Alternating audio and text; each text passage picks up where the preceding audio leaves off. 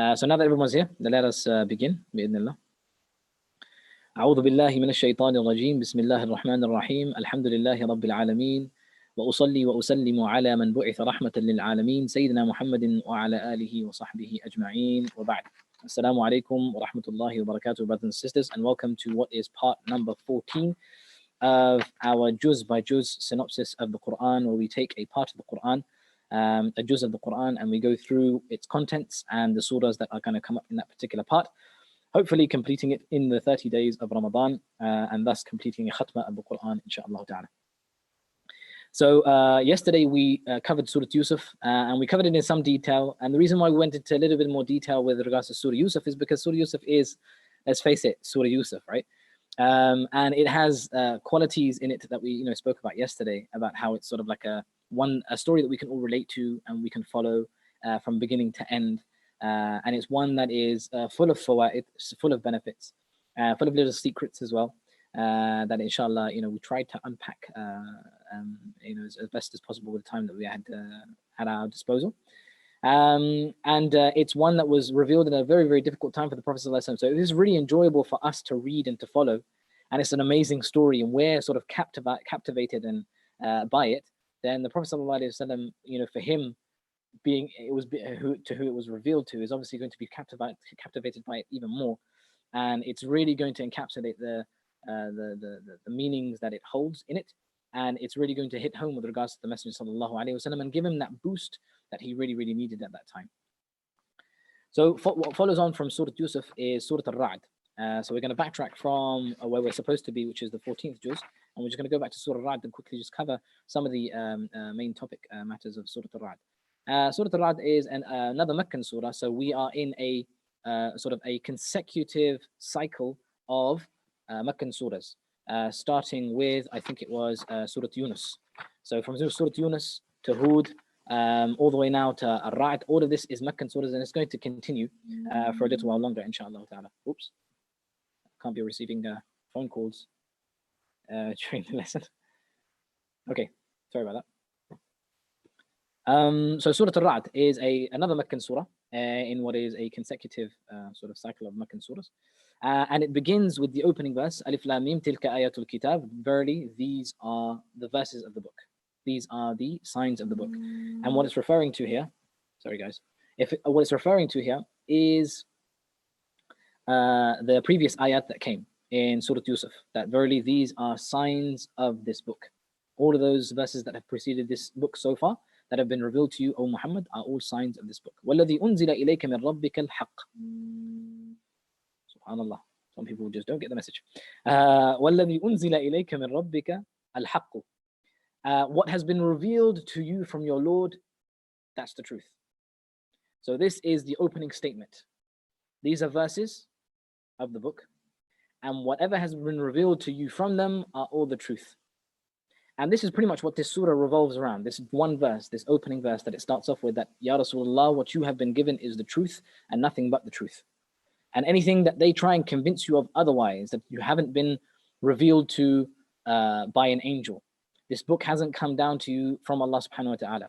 You have received this from other people, other human beings that you have sat with and you have taken these stories from, and now you are narrating these stories to us. This is nothing new that you've come with. Others have come with this like you previously.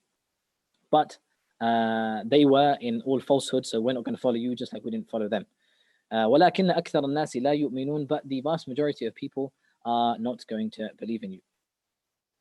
So then it goes on to sort of talk about Allah's greatness in creation. Allahu alladhi rafa'a as-samawati bighayri 'amadin tarawnaha. It's almost like Allah subhanahu wa ta'ala is explaining, why is this the truth that He has been why is this the truth that I have revealed to you?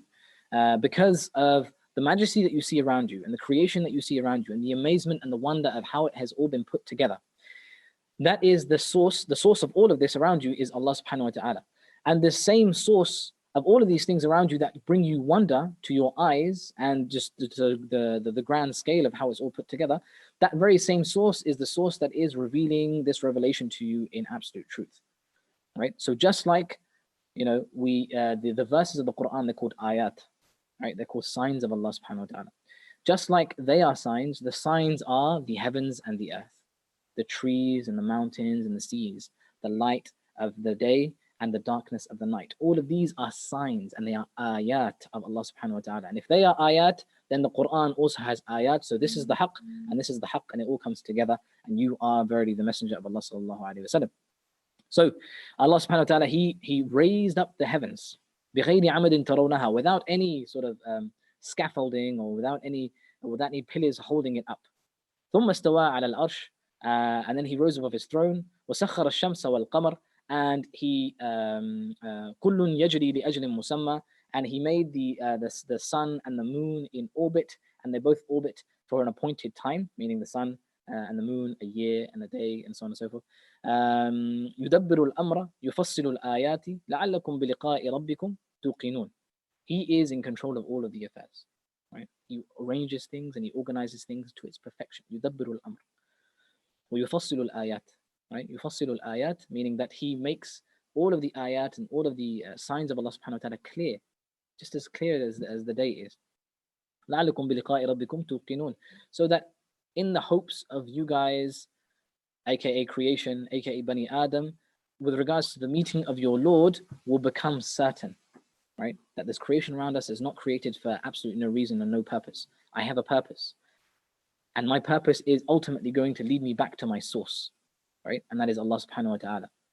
And this stuff around me is supposed to show me that we are all returning back to Allah subhanahu wa ta'ala, right? And how is that? How do you look at a tree, and how do you look at a mountain? How do you look at a cloud on the sky and say, you know what? I'm going back to Allah, right?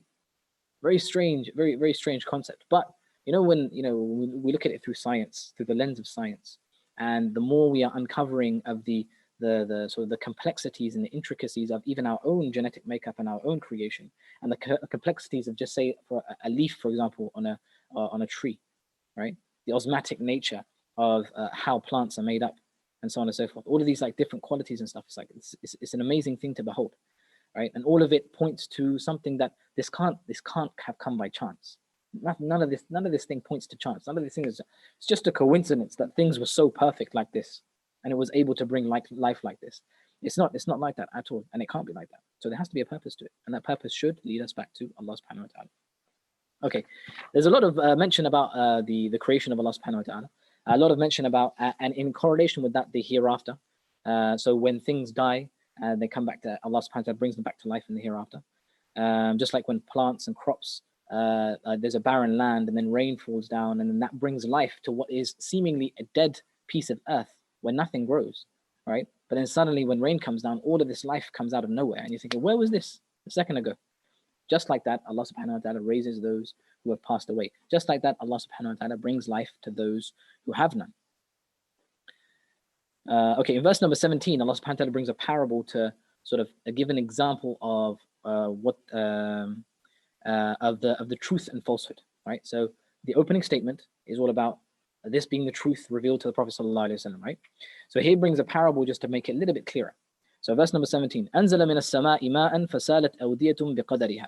So he brings down water from the sky, and they fill up the valleys according to how much the valleys can hold with regards to water. فَاحْتَمَلَ السَّيْلُ زَبَدَ الرَّابِيَةِ.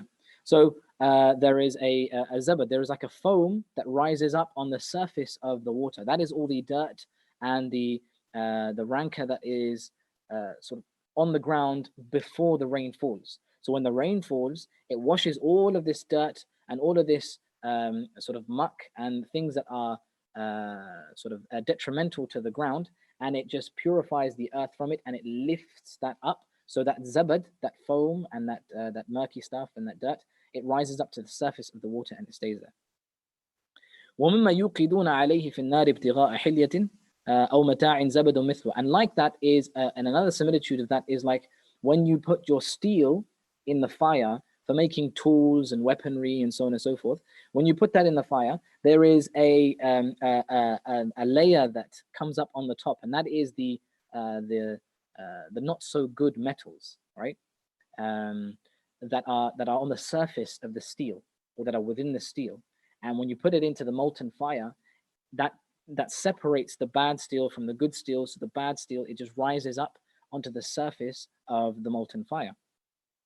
كَذَلِكَ يَضْرِبُ اللَّهُ الْحَقَّ وَالْبَاطِلِ. And this is how Allah subhanahu wa ta'ala brings a similitude to the truth and falsehood. So the truth is anything that benefits, right? The water that comes down, right? It can be drunk. Plants can grow from it, right? It is beneficial and it washes away the filth. And that filth that is no benefit whatsoever, it's like the foam on top of the water, right? It does nothing. It just floats there, right? No benefit whatsoever.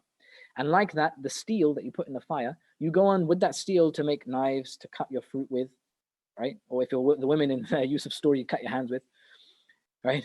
You go on to make spades and spoons and anything you can think of, right?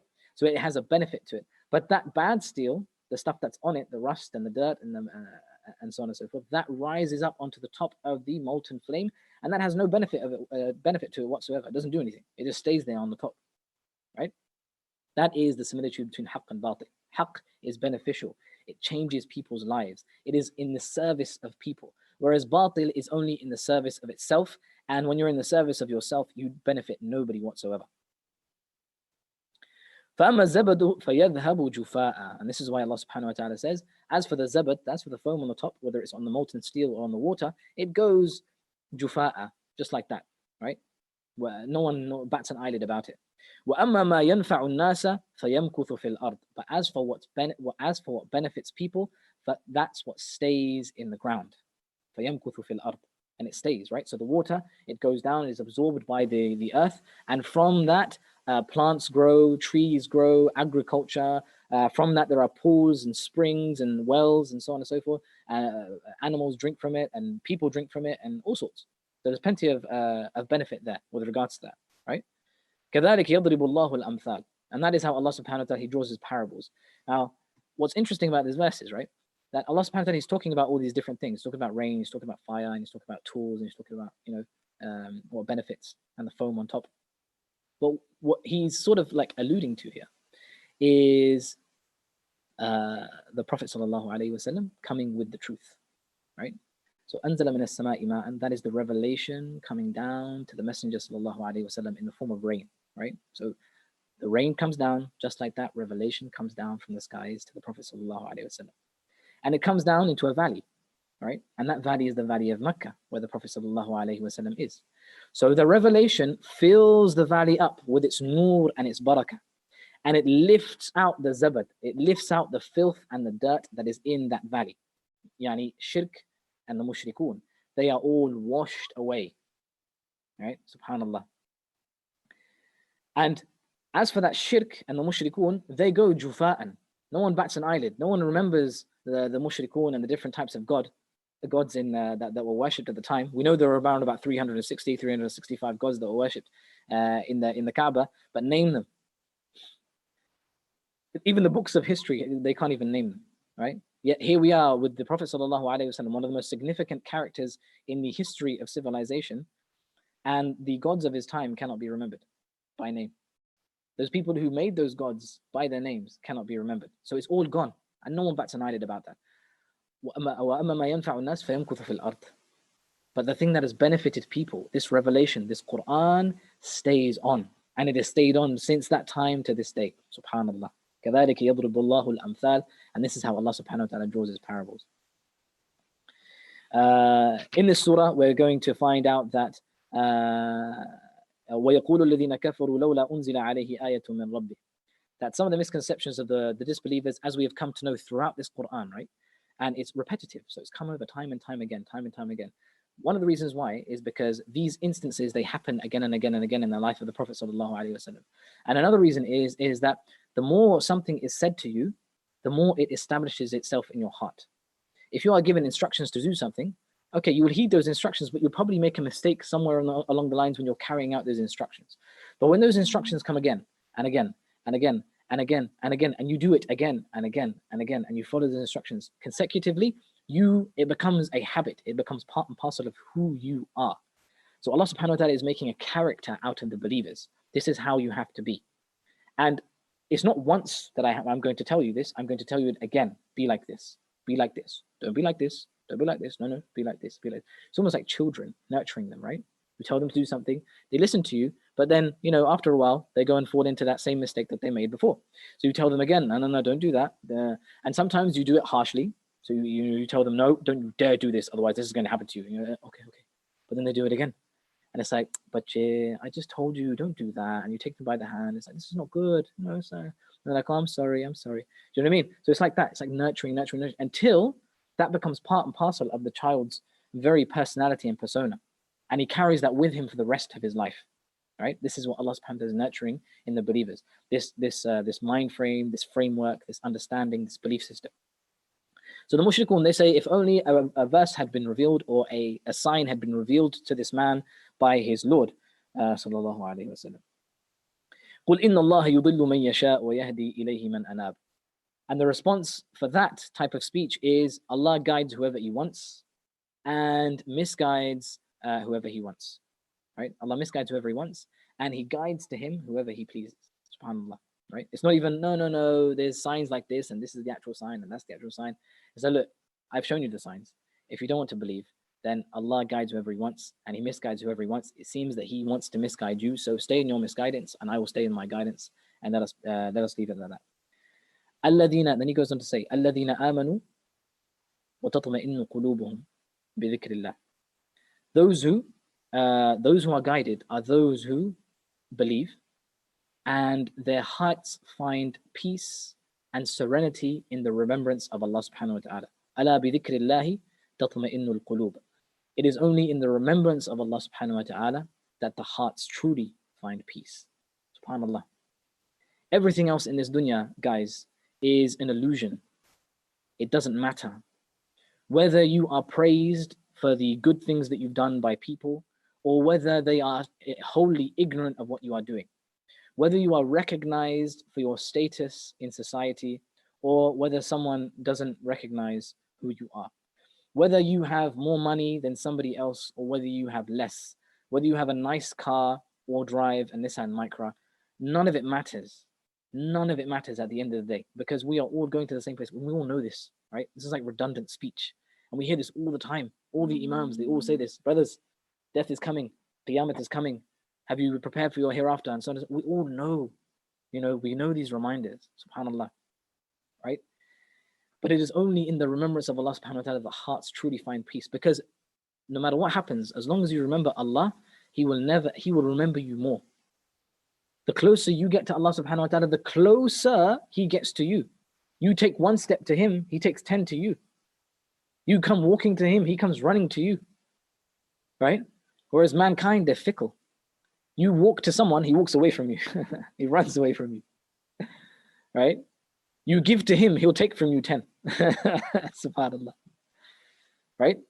This is how, خُلِقَ الْإِنسَانُ عَجُولًا. This is how we just been created, and we cannot rely on each other. We can only rely on Allah subhanahu wa ta'ala. And if you're not remembering Him, you're not relying on Him, right? If you don't remember Him, seldom will you rely on Him. So it's only in the remembrance of Allah subhanahu wa ta'ala that you truly find peace. Everything else around you in the dunya is going to crap, right? The world is falling apart around you.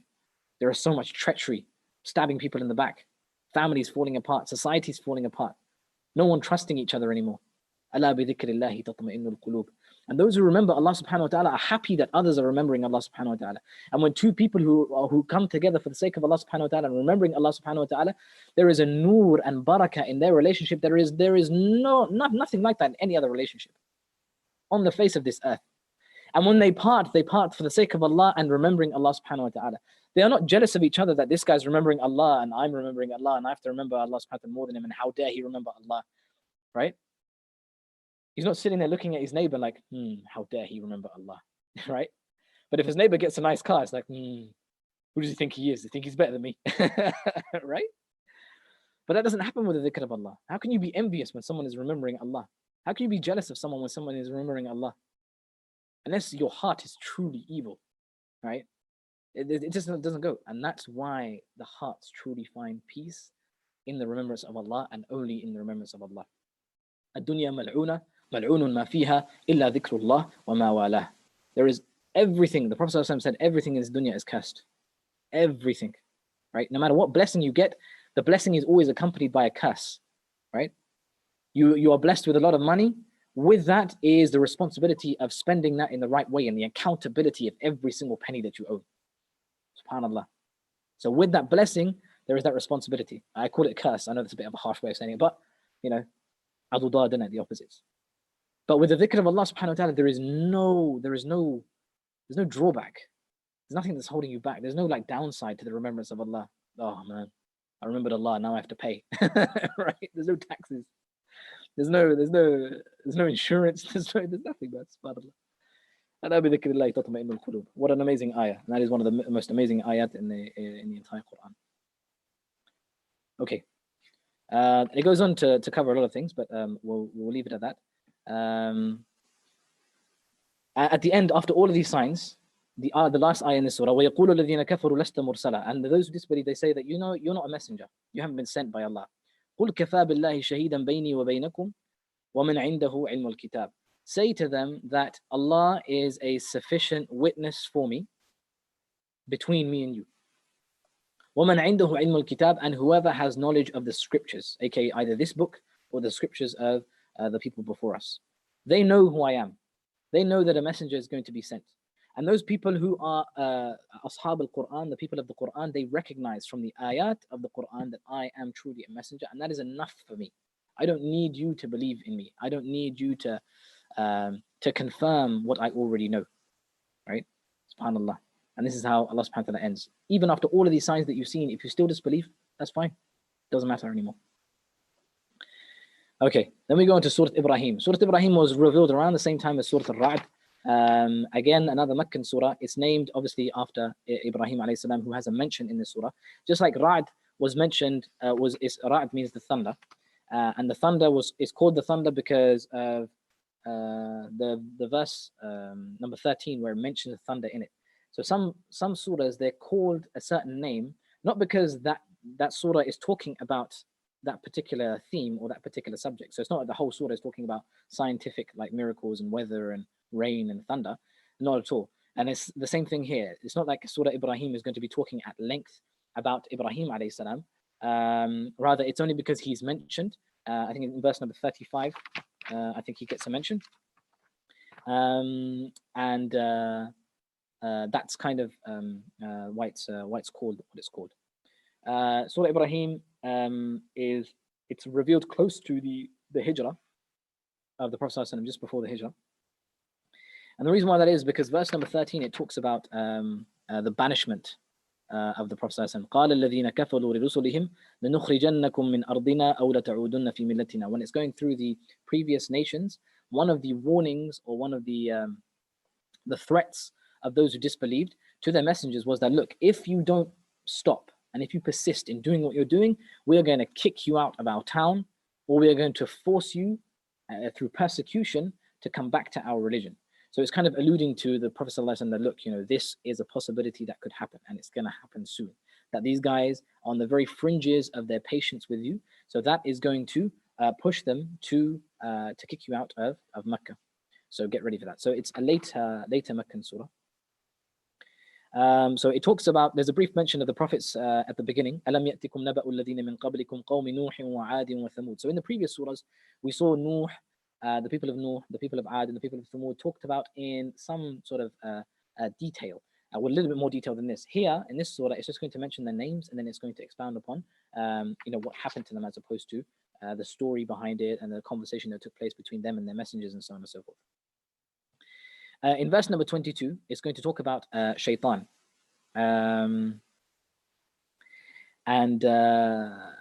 Sort of like on the Day of Judgment. So the picture, the scene is on the Day of Judgment, and shaitan is going to be talking.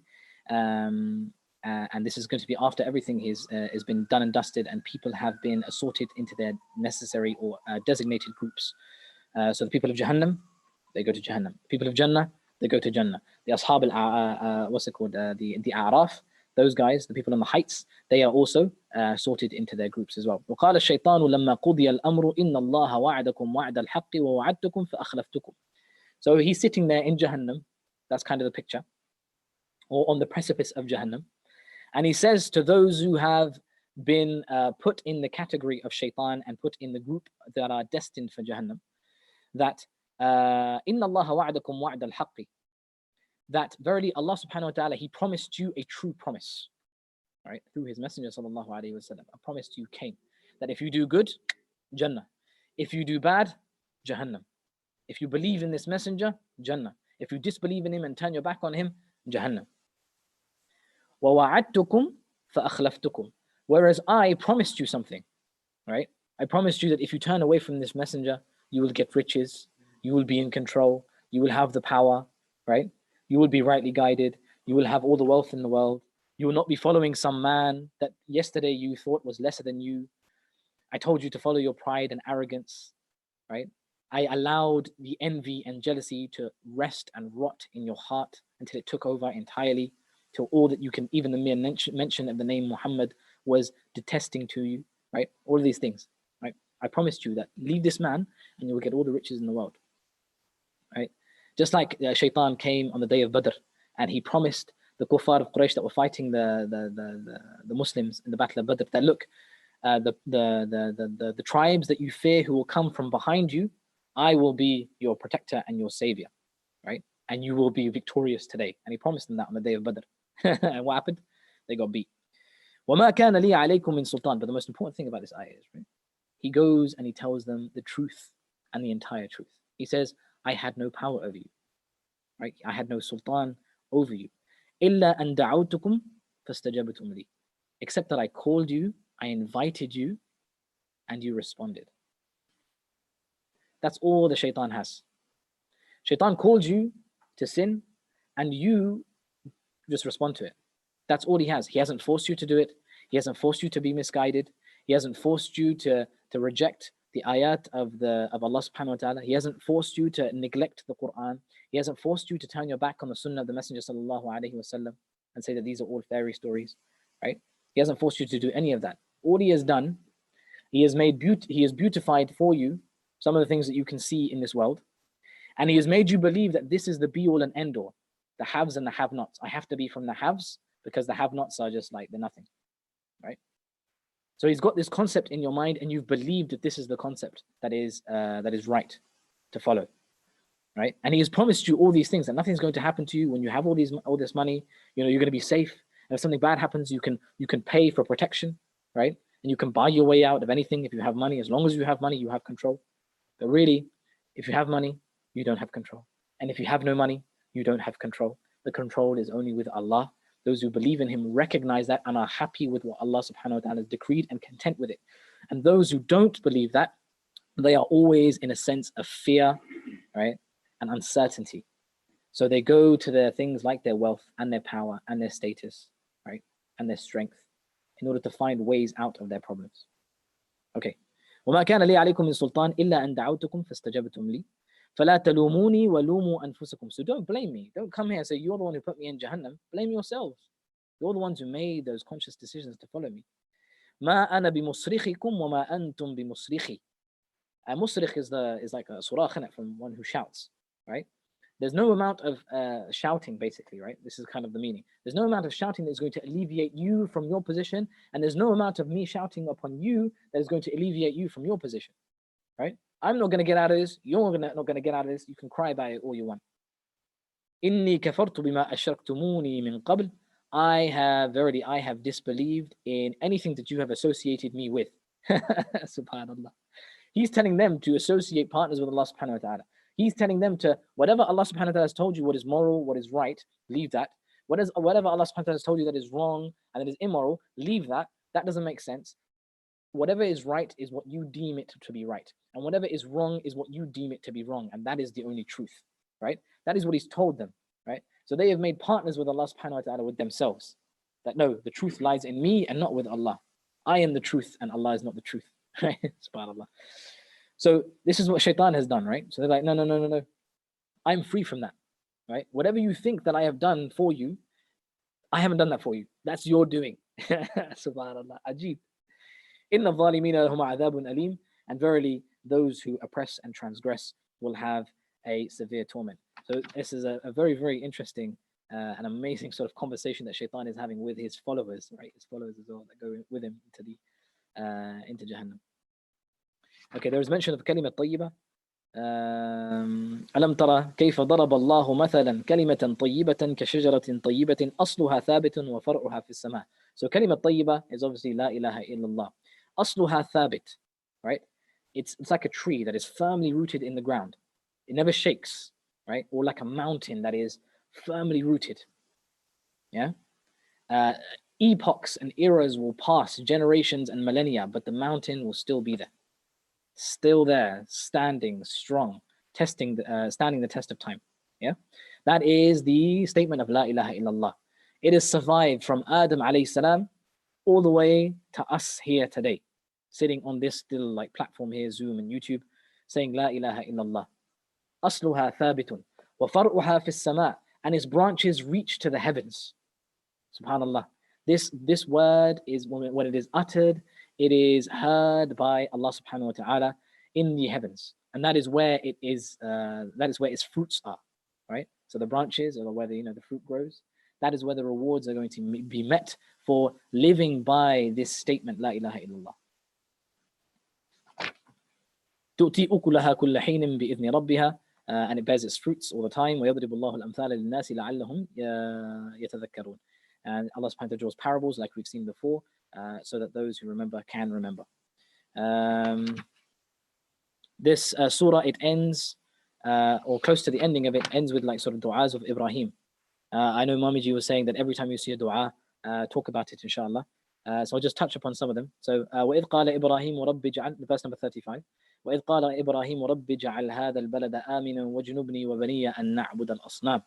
That this is the dua that Ibrahim alayhi he started to make when he went to Makkah, and when he left his wife and his son. And he made dua that this land will become a peaceful place for people to come to, right? And so it was, and so it is. It is a peaceful place where millions of people can go from all over the world and not fear that any harm is going to come to them. And he made dua that his progeny and his children would not commit shirk and not associate partners with Allah subhanahu wa ta'ala. ربنا إني أسكنت من ذريتي بواد غير ذي زرع عند بيتك المحرم ربنا ليقيموا الصلاة فاجعل أفئدة من الناس تهوي إليهم وارزقهم من الثمرات لعلهم يشكرون. That, oh my Lord, I have left to reside in the valley of your sacred home, my children, where there is no crop that grows, right? بواد غير ذي زرع. So there's nothing that is growing from there, right? And obviously, we talked about the rain coming down and things growing because of the rain out of the ground. The word in غير ذي زرع, there is no revelation that has been revealed there yet, right? So he's alluding to that. بواد غير ذي زرع, allow for some zar', allow for some crops to grow, allow for some revelation to appear there. ربنا ليقيموا الصلاة, I have left them there so that they may establish prayer. عجيب. فَجْعَلْ أَفْئِدَةً مِنَ النَّاسِ تَهْوِي إِلَيْهِمْ. So allow for the people's hearts to be guided to them, to find their way to my family there in the sacred house. And so it was, right? That the Arab tribes came and they found Ismail and Hajar there living, and they resided with them. SubhanAllah. And then it goes on to finish. Okay, so we'll stop on that surah. We'll go on to now Surah Al-Hijr, inshallah ta'ala. Let's take a little breather, as this is pretty much the place where we're supposed to have started today. But we're catching up, alhamdulillah. I think we're not such a bad job, alhamdulillah. So let's see what's happening in the world of comments and questions, inshallah. Sabi is asking, in Surah Yousuf, not Madani, surah based on your explanation that any surah is revealed after the Hijrah? Question mark. Is Surah Yousuf not Madani? Yeah, it's not Madani, it's Makki. It was revealed in Makkah. It was revealed in the Am of Huzn, the 10th year after revelation. I don't know if I said 10th year after the Hijrah at all in my previous talks. If I had done, that was a slip of tongue. What I meant was 10th year after revelation. So the Qur'an has been revealed to the Prophet ﷺ 10 years later. Surah Yousuf is revealed 10 years later. Abu Talib dies. Khadija radiallahu anha dies as well. May Allah be pleased with her. Prophet ﷺ was in Ta'if when Surah Yousuf was revealed to him. No, I think it was after. Steel is forged by fire. How can we firm our Iman in the West to be like the Sahaba of the past in the absence of what they went through of physical struggles, oppression, tests of hunger, etc., etc., etc.? We're going through just as many trials as the people before us have gone through. There is no generation that comes that doesn't go through a difficulty or a trial, right? Our parents went through difficulties, their grandparents went through difficulties, and it may be seeming that, you know, on the outside looking in, everyone's going through, like, you know, everyone's living at Kushti. We're living a good life here in the West, and we have nothing to worry about. Just because poverty doesn't afflict us doesn't mean that other tests don't afflict us, right? We have tests like envy and jealousy, covetousness, wastefulness, israf. In our societies, like, there's no tomorrow, right? Our supermarkets, what do they do with the food that doesn't get sold, right? And what do we do with the food that's in our homes as well? Do you know what I mean? So there's a lot of our own difficulties and our own trials that we're going through, and not difficulties per se in terms of like physical, tangible difficulties that, you know, he's got it tough. Not like that, but they are inner challenges, you know, ways of thinking, and because we have it so good, those challenges are a lot more difficult to overcome. So Allah forgive us for our many shortcomings. I mean, how do we cultivate ourselves like the Sahaba? We do what they did, right? We have a connection with the Book of Allah, right? We, Hollywood is not our form of entertainment and our form of inspiration. We are not amazed by the next Marvel film, right? And that's not what we long for. Rather, we long for a connection with Allah. We long for understanding this book that has for a long time eluded our understanding. For a long time, we haven't understood what the Qur'an is about. For a long time, we haven't gone through the entire Qur'an from beginning to end. Ramadan comes, there is hope for us to do it. And even then, on a normal Ramadan, we'll just stand behind the Imam and allow him to recite it all. We still wouldn't understand what's being said, right? We still wouldn't allow us time to appreciate what's actually in the Qur'an. Do you know what I mean? So that's a first step, and pretty much the best step, to be honest. And if someone was to continue that for the rest of their lives, then you're looking at Sahaba right there. Okay, why did the Muslims leave from Makkah? Was it fear, or was the hijrah a command of Allah subhanahu wa ta'ala done for a reason? It was all a command of Allah subhanahu wa ta'ala. All of a command. And even when the Prophet he left Makkah, he turned around to Makkah and he said, Wallahi, lawlam yukhrijuki, lawlam yukhrijuni ahluki, right? Labaqaytu fiki. If only your people didn't banish me or didn't force me out, I would have stayed in you. I would have stayed within you, right? So it's not like the Prophet wanted to leave. He had to leave.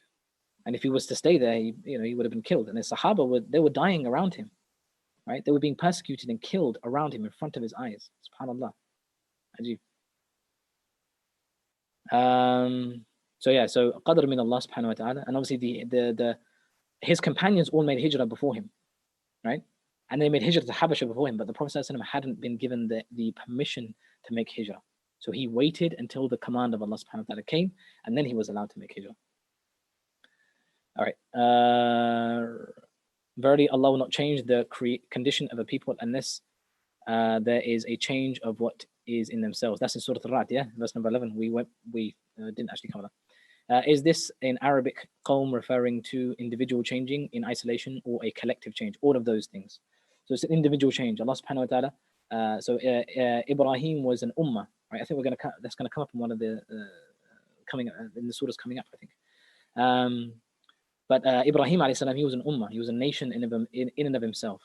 So qawm can refer to a group of people, but it can also refer to an individual. Inna Allah la yughayru ma biqawmin hatta yughayru ma bi anfusihim. Given the use of unrestricted mutlaq, are you applying both Muslims and non-Muslims? Yeah, he's talking about the non-Muslims here anyway, right? So they were in a position of affluence and ease in this ayah. So the previous ayah is talking about how the mushrikun were in a position of affluence and ease in Makkah, right? And they had trade routes and trade coming in and out all the time. But as soon as they opposed the message of the Messenger sallallahu alaihi wasallam, and they changed their state from a state of relative indifference to a position of ingratitude and enmity and hatred towards their own people, to the point that they were willing to go to war and kill them, right? Their brothers, their sisters, their sons, their daughters, right? Then that's when the change came. Is or can the Quran be put in a chronological order? It can be, but as I said before in a previous lesson, was that the Meccan surahs are notoriously difficult to pinpoint when exactly they were revealed, right? And it may be that certain surahs were revealed around about the same time. Which one precedes the other is quite hard to pinpoint. Also, in terms of surahs, you have to remember that the surah is a bunch of ayat put together. Some of these ayat can be revealed in Medina, whilst others are revealed in Makkah. So how do you classify that surah, right? Again, that's another debate amongst the ulama. And also, if you do the chronological order, do you do a chronological order by a verse, or do you do it via surah itself? So it's a tough feat. Some have tried, but it's never sort of. There's always qila wa qala about it. There's always some stuff to say about it. Even if you were to do it though, if you were to have the Quran in chronological order, that doesn't mean that you recite it in that order, or it becomes that's like the order of the Quran, because the order of the Quran is what we call in fiqh or in usul tawqifi, and tawqifi basically means that it is done by the Messenger sallallahu alaihi wasallam, and it is done by his authority, and nobody then can come after the Prophet sallallahu alaihi wasallam has done this and say, no, it should be like this ayah shouldn't go here, it should go there. Right? Because this is ordained by Allah through His Messenger sallallahu alaihi wasallam. This is how He wanted the book to be. Okay, so we'll come back to a couple of other questions a little bit later, inshallah. So next on our list is Surah Al-Hijr, and this is where we're going to start the 14th part of the Quran. Surah Al-Hijr is again another Meccan surah. It is called Hijr, which is Hijr is a stone valley, and that is named after the people of Salih Alehissalaam. And this is because the word Hijr comes up in verse number 80, where it talks about Salih's people.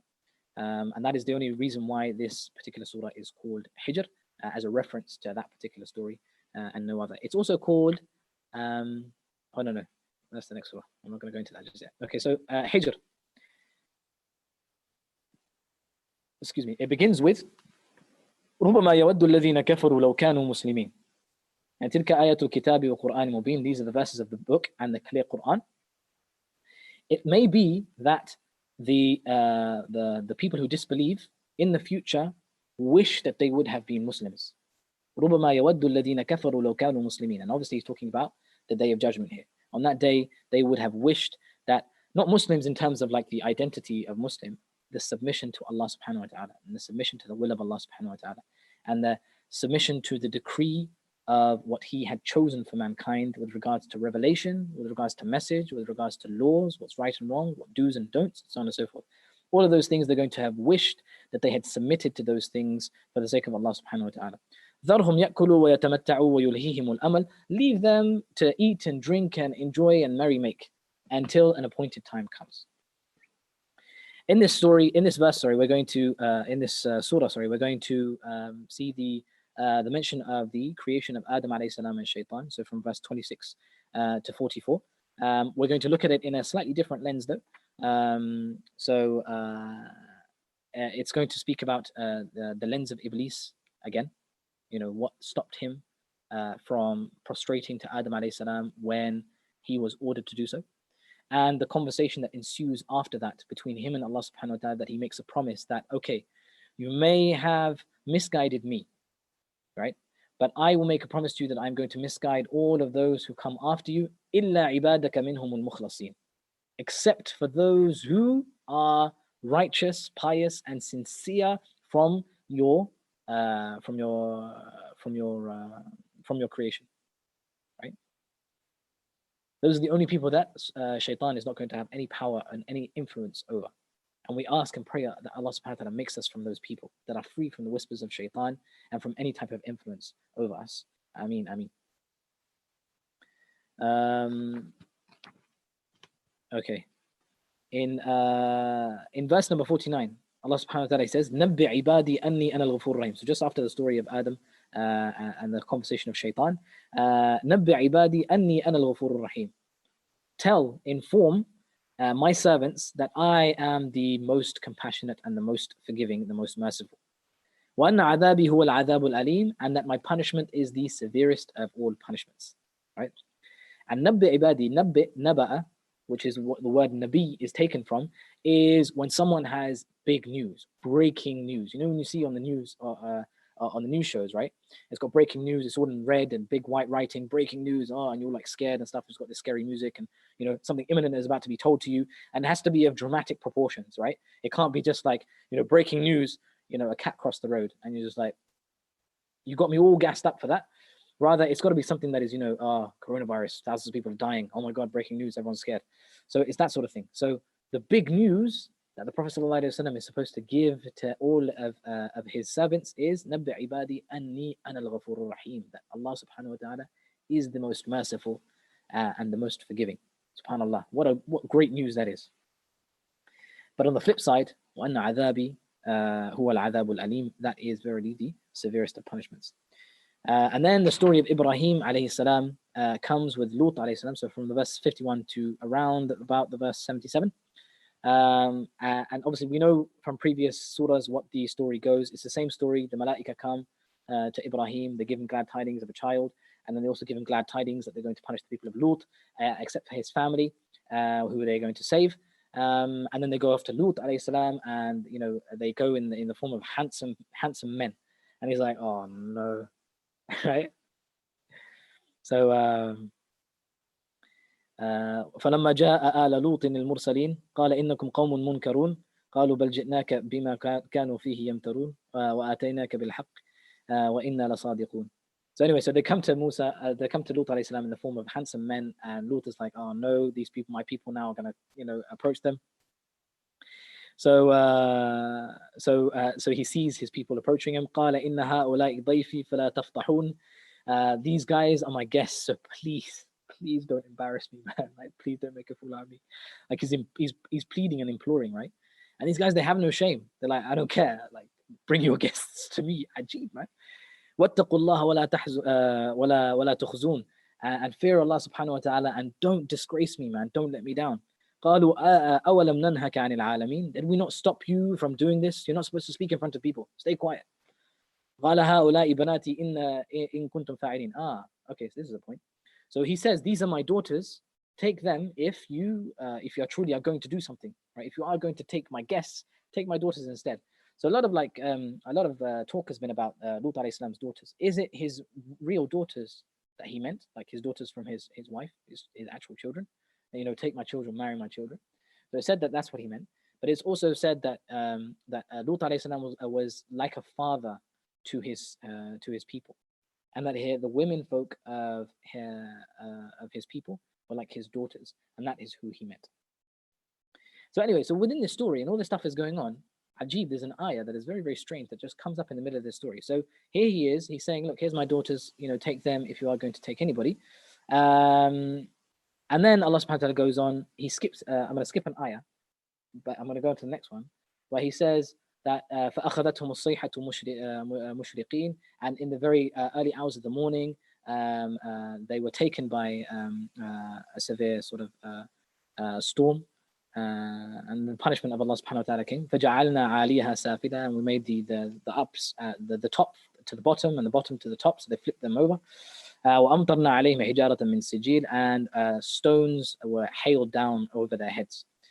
But within these verses, Allah subhanahu wa ta'ala, he brings verse number 72. لَعَمْرُكَ إِنَّهُمْ لَفِي سَكْرَتِهِمْ يَعْمَهُونَ. It's as if, what that verse means is, by your life, لَعَمْرُكَ إِنَّهُمْ لَفِي سَكْرَتِهِمْ يَعْمَهُونَ. They are verily in their own intoxicated delusions, يَعْمَهُونَ, like misguided. Right?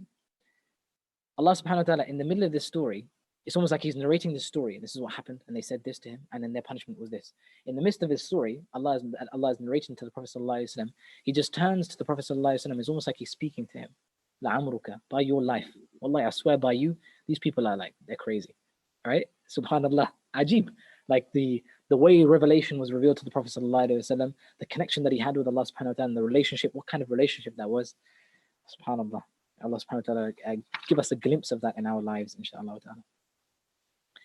ta'ala. Anyway, in verse number 87, there is reference to Surah Al-Fatiha. وَلَقَدْ آتَيْنَاكَ سَبْعًا مِنَ الْمَثَانِ وَالْقُرْآنِ الْعَظِيمِ. We have given you the 7 oft-quoted verses, oft-recited verses. And we said سَبْعًا مِنَ الْمَثَانِ when we did the Surah Al-Fatiha on day 1 of Ramadan. All those so long ago. SubhanAllah, it seems like it's ages ago, isn't it? But all that time when we were doing Surah Al-Fatiha, we said that Surah Al-Fatiha was called سَبْعًا مِنَ الْمَثَانِ. And سَبْعًا مِنَ الْمَثَانِ is the 7 verses that a mathani is something that's folded one on top of the other, right? So it happens again and again and again. It's folded again and again and again. So it comes back on itself. It comes back on itself. It comes back on itself. That's mathna, right?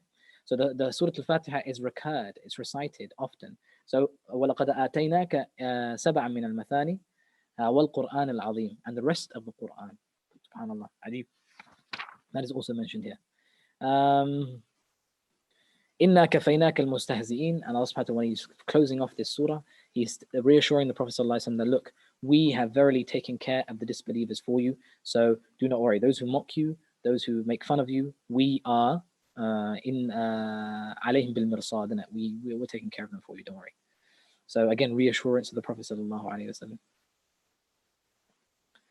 And that concludes Surah Al-Hijr. We go on to Surah Al-Nahl, the bees. And it's only called the bees because obviously the bees were mentioned in this surah, just like the previous surahs. And the bees are mentioned in 68 and 69. And the bees are one of the many blessings in which Allah subhanahu wa ta'ala has favored mankind with. Now, there was a question that came before once upon a time by one of you guys, that why has Allah done certain things, right? And we said that the way of looking at it isn't why Allah subhanahu wa ta'ala is in need of doing these things. It is the way we should be looking at it is that Allah subhanahu wa ta'ala has created all of these things for us. Why has He created it for us? Right? What is it that we benefit from these things?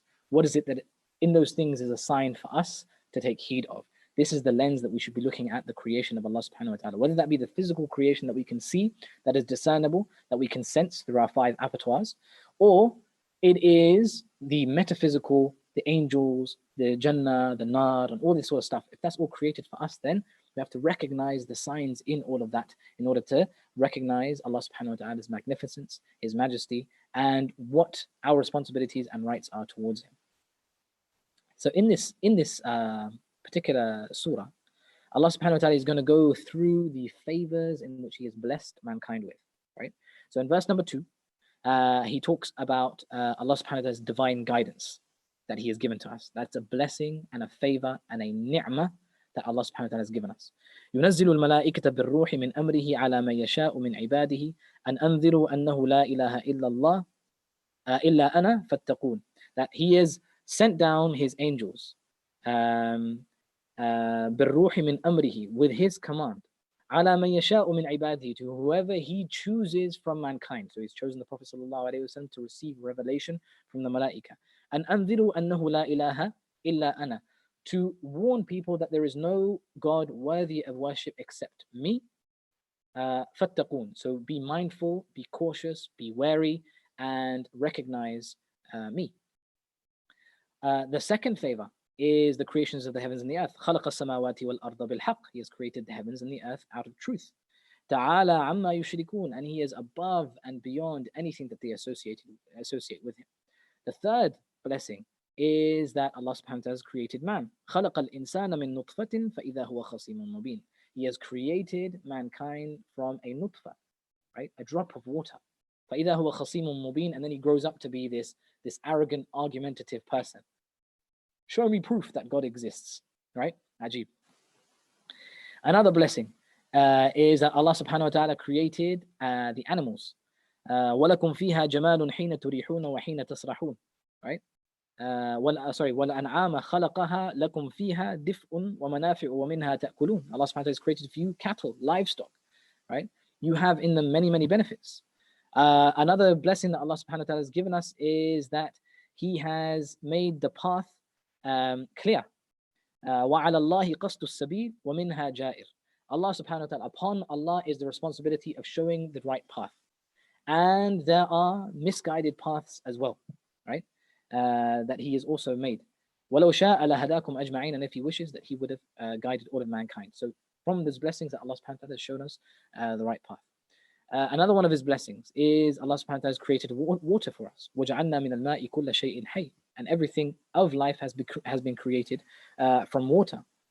هُوَ الَّذِي أَنزَلَ مِنَ السَّمَاءِ مَاءً لَكُمْ, and He has sent down water from the heavens for you, from the skies for you.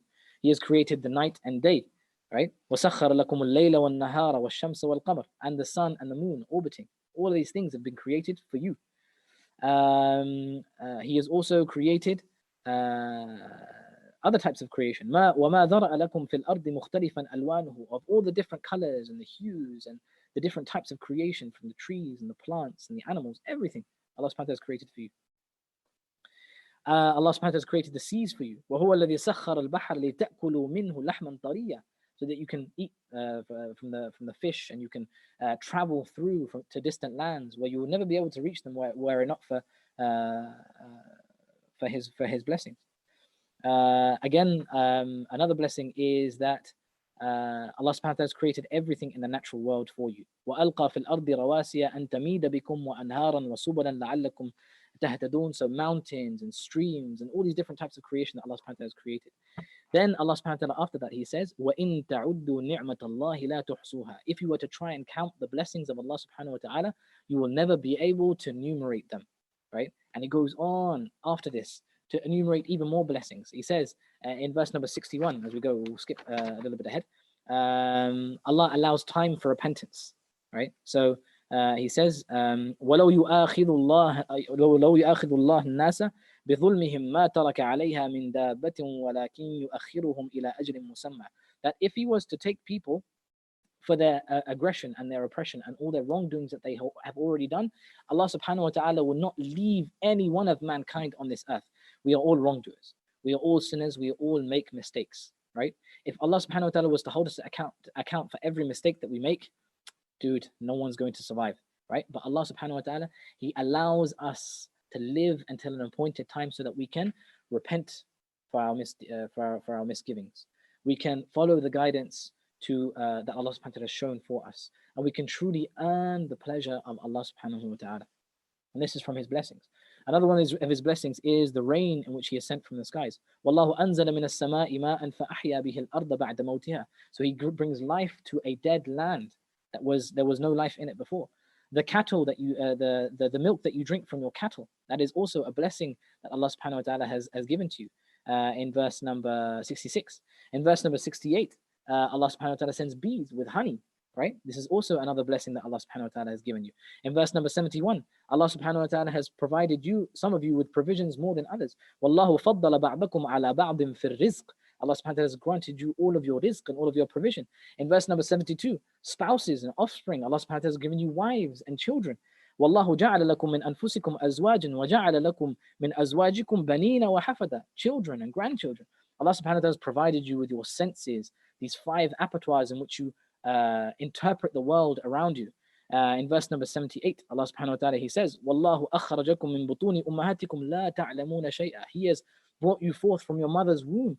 You know absolutely nothing, totally ignorant of everything of the world around you.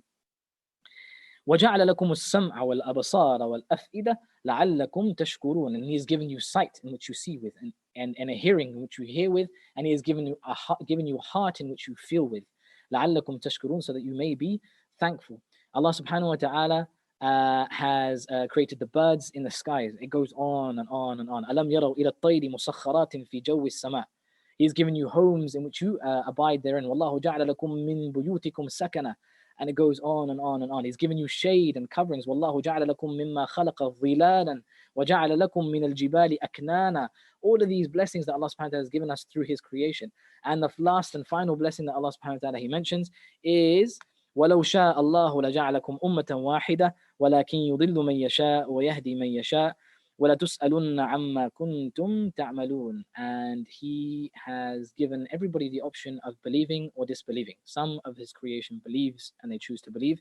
Some of His creation choose to disbelieve. This is the free choice in which Allah subhanahu wa ta'ala has allowed us. Again, another blessing.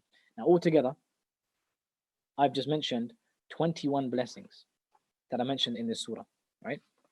Now these 21 blessings, they're the blatant blessings that I mentioned. They're overt, they're in your face, you can't miss them. There may be other ones in there that I mentioned, sort of, and they're alluded to, but these are the blatant ones. Now, of these 21 blessings, it starts off with the divine guidance of Allah subhanahu wa ta'ala, that Allah subhanahu wa ta'ala has guided us, right? He sent down revelation to whoever He wills from His messengers. And it ends with free choice. The fact that He's guided some and He's misguided others. Those who choose guidance and those who choose misguidance. So you have two sides of the scale and of the spectrum. Allah's revelation and the ability to guide and be misguided. Now, the 11th blessing that Allah mentions in this surah is the one bang smack in the middle. You have 10 blessings on this side, 10 blessings on this side. This one ends in Allah's revelation, and this one ends in the ability to believe in it or disbelieve in it. And right in the middle, bang smack in the middle, that balances both of those things, is the repentance of Allah subhanahu wa ta'ala. Allowing time for repentance. If Allah was to take us for our wrong and our misdeeds, Allah subhanahu wa ta'ala will not leave anybody on the face of this earth, but He has allowed us time so that we may seek His repentance, recognize the bounties that Allah subhanahu wa ta'ala has given us. Subhanallah. It's as if tawbah is the balancing or the balance between Allah's revelation and believing it or disbelieving in it. Subhanallah. Ajib. I thought I'd share that with you guys with regards to Surah Al-Nahl. We'll stick to that from what has been mentioned. I ask Allah subhanahu wa ta'ala to benefit us from all that has been mentioned and develop for us a relationship with the Qur'an and with the surahs, especially that we have mentioned so far. And I ask Allah subhanahu wa ta'ala to put barakah in our time and in our wealth and in our children and in our parents and in everything that we do. Ameen, ameen. Jazakumullahu khairah, guys. Let us have a look and see what's happening. So Asim is asking, if Iblis is made out of fire, how will the fire of Jahannam affect him? Is it written in the Qur'an how Allah will punish? Yeah, so he's been created from a smokeless flame. And that doesn't necessarily mean that the creation of the fires of Jahannam are like the fires of the dunya, right? Where a fire can't really consume another fire. It's kind of like one of the same thing, it just adds to it, right? So it's not going to be like that in the hereafter. The fire is going to eat all. It's going to burn all, even those that are made out of it. SubhanAllah.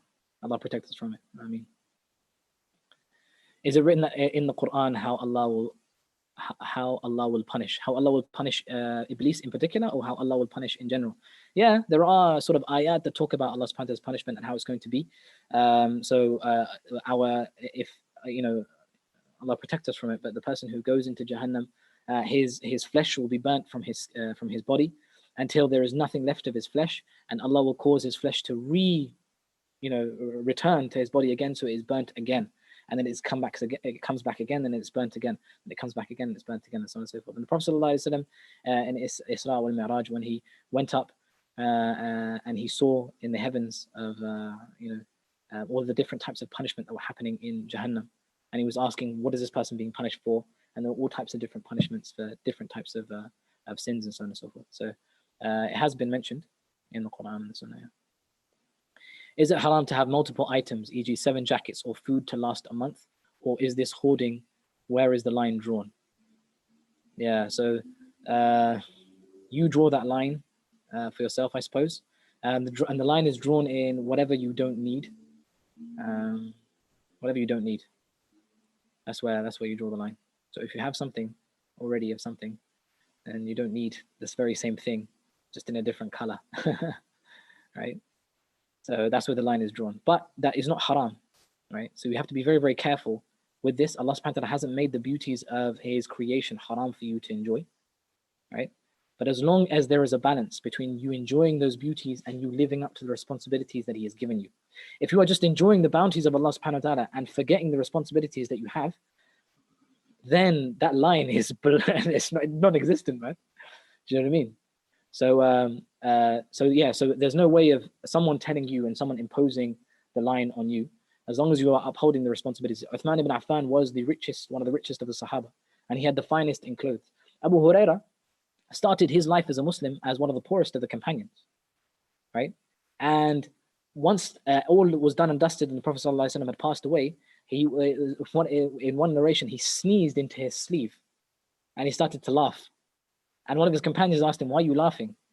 And he goes, "Because when I was with the Prophet ﷺ, I didn't have, all I had was the clothes that were on me. That's all I owned. I didn't own a home. I was with Ahl al-Sufa. I used to sleep in the masjid. I used to wander around, looking for my next meal. And here I am, I'm sneezing into one of the best and finest cloth that Damascus has ever made." SubhanAllah. Right? So the Sahaba, they had all the wealth as well. It's not like they were poor or anything. But they upheld their responsibilities, man. When the cord was made by the Prophet ﷺ, they responded to that cord.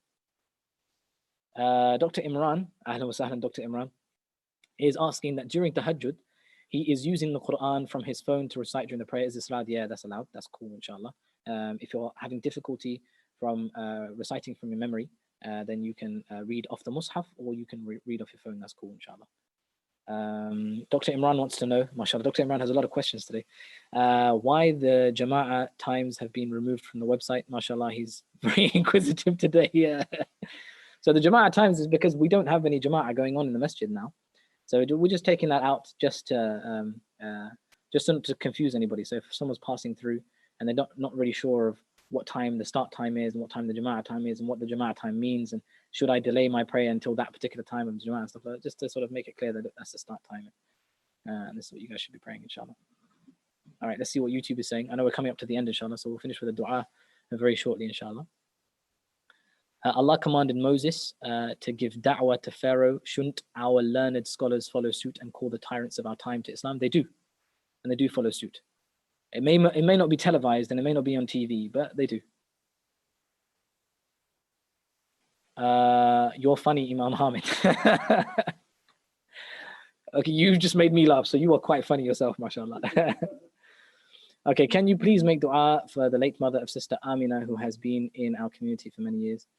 She passed away today in Nigeria. Inna lillahi wa inna ilayhi raji'un. Her name is Rabia. Jazakallah khair. Yeah, inshallah, we'll definitely make dua for her, inshallah. English translation.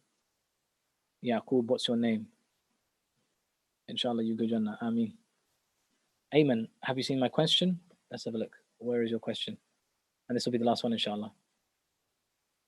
Assalamu alaikum. I've seen a salam from you, Ayman. I haven't seen a question from you, bro. Is it right at the top? It's not coming in. Okay, I can't see it, unfortunately. So, inshallah, write it tomorrow. I know, Ayman, you asked the question yesterday and I didn't answer it.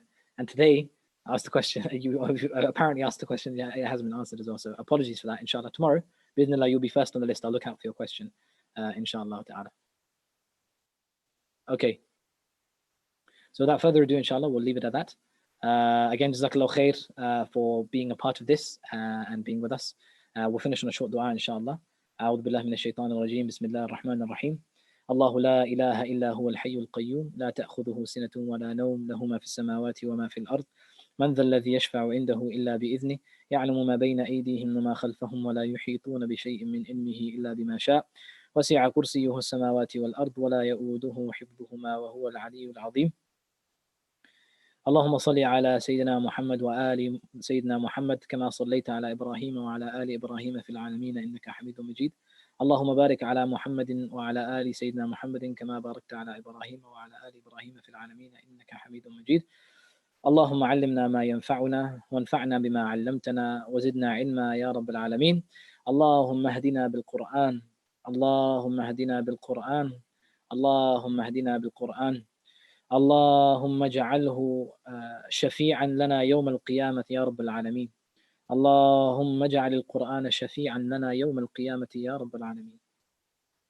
اللهم اجعله ربيع قلوبنا ونور صدورنا وذهاب همنا وجلاء غمنا يا رب العالمين اللهم يا مقلب القلوب ثبت قلوبنا على دينك اللهم يا مصرف القلوب صرف قلوبنا إلى طاعتك اللهم ارزقنا الاستقامة على صراطك المستقيم اللهم احشرنا في زمرة الأنبياء والصديقين والشهداء والصالحين وحسن أولئك رفيقا اللهم تقبل منا صيامنا اللهم تقبل منا صيامنا وقيامنا وركوعنا وسجودنا يا رب العالمين اللهم من توفيته منا فتوفه على الإيمان، ومن أحييته منا فأحيه على الإسلام يا رب العالمين ويا أكرم الأكرمين.